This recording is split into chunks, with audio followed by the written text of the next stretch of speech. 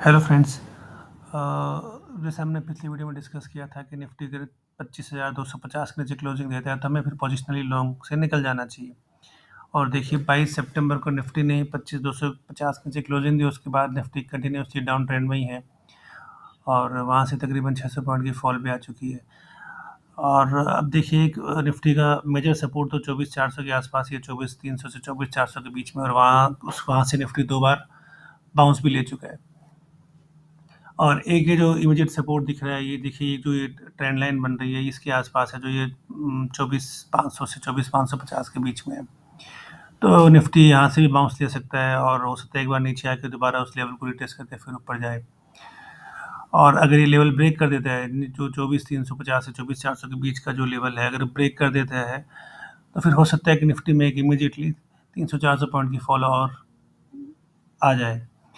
क्योंकि अब निफ्टी अब खास बात ये है कि 24,400 के आसपास निफ्टी में 200 ईएमए भी है, तो उसको ब्रेक करने के बाद हो सकता है एक शार्प फॉल भी आ जाए। और अप साइड में जब तक निफ्टी 24,875 के ऊपर क्लोजिंग नहीं देता है तब तक पोजिशनली सेल ऑन राइज ही है मार्केट। और ये देखिए एक खास बात नोट करने की, देखो निफ्टी ने ये लो बनाया, उसके बाद ये देखो यहाँ पर इसने हाई बनाया, फिर जो लो बनाया वो प्रीवियस लो से थोड़ा सा ऊपर था, उसके बाद से निफ्टी ने हायर हाई बनाया है। अब अगर निफ्टी मान लो ये जो लो है इसको ब्रेक नहीं करता है, जो 24,400 के आसपास है, और ऊपर चला जाता है, तो हायर लो का तो ट्रेंड मेंटेन रहेगा। फिर देखना पड़ेगा कि निफ्टी जो अभी जिसने हाई लगाया था 24,400 के 25,400 के आसपास, उसके ऊपर जाता है या नहीं जाता है।